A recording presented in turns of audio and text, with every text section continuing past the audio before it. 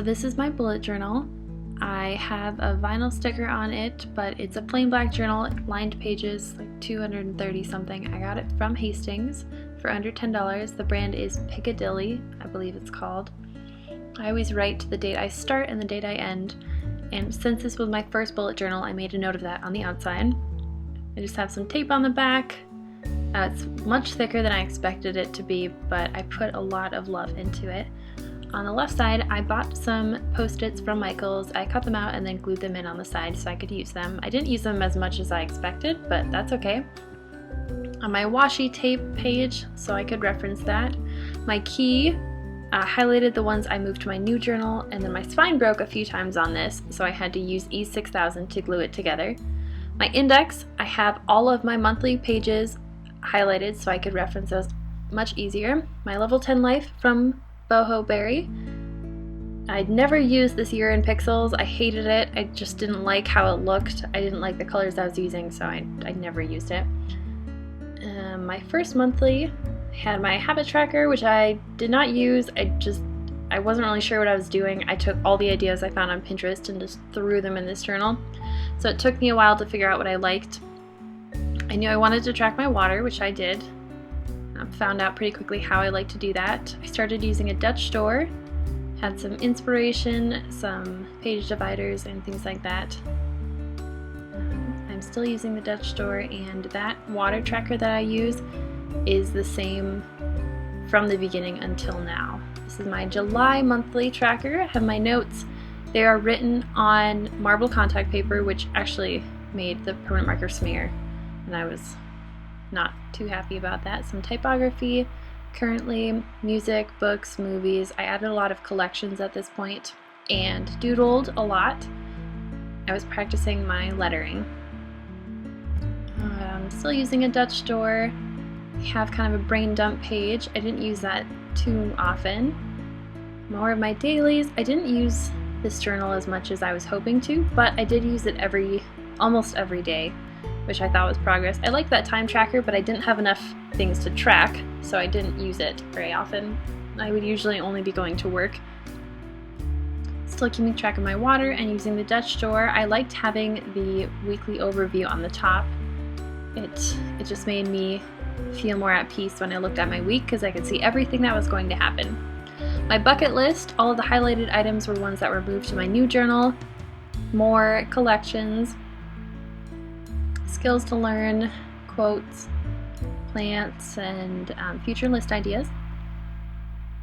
My August spread, I really liked this one. I added some more color into it.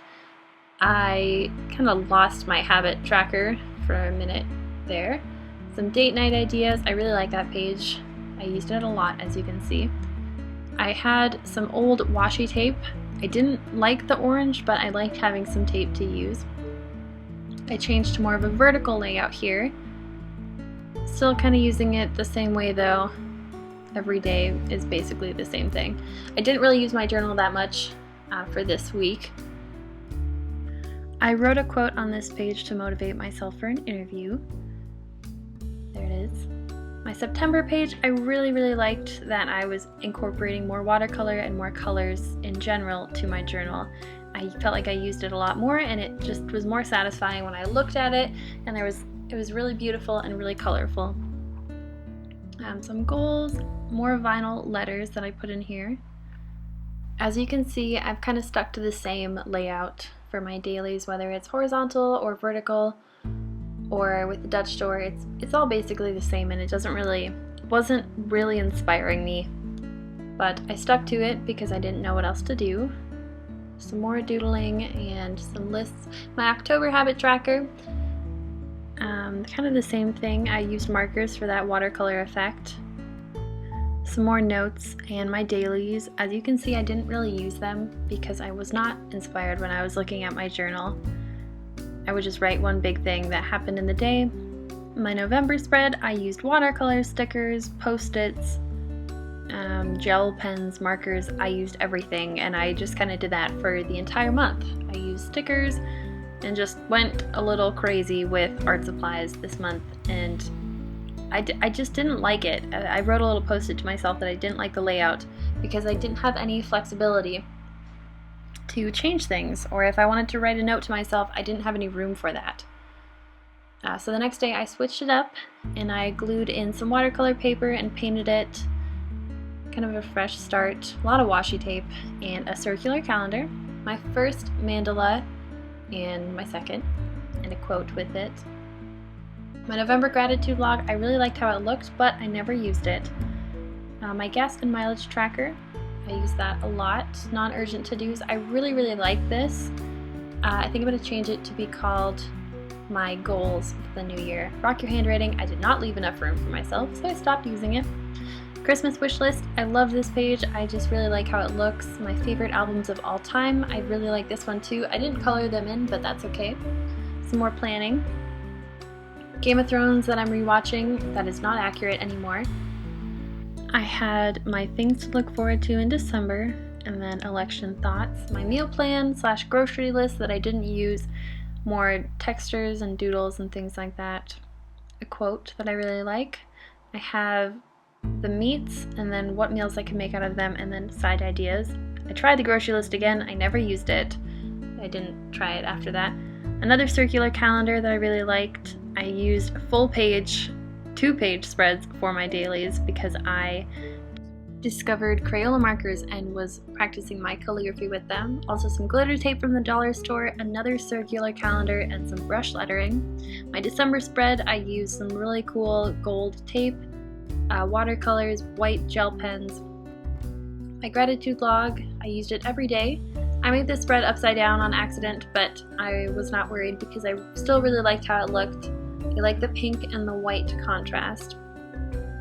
I started using kind of a weekly overview spread and then would write the dailies as they happened, so I had more flexibility. There is another weekly spread. Still using the same water tracker there. Another daily spreads. I ran out of room on Sunday, but I just wrote a quote on a paper and then taped it in. Another weekly spread. I kind of like how simple this one is with the gold and the gray. Some Instamax pictures. I got that from my friend for Christmas.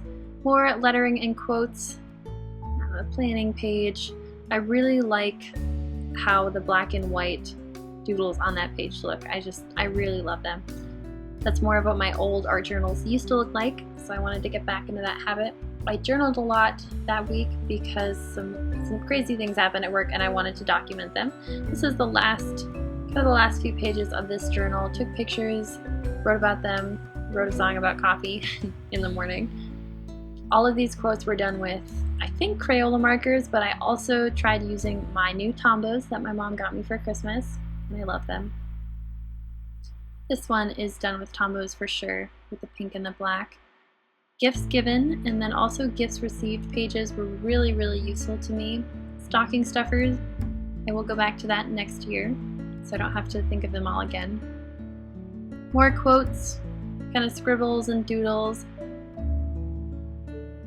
Christmas gift ideas. I have all the addresses of my friends and family at the end of my book. Picasso painting that I taped in with a lot of washi tape. Capsule ideas, and this is the end. It's really fat. I put some little page flags for all the months so I could find them a lot easier than having to go through my index because I was using them so often. But that is it. That is my first bullet journal, and I hope to see you when I go over my new bullet journal for 2017. Thanks for watching.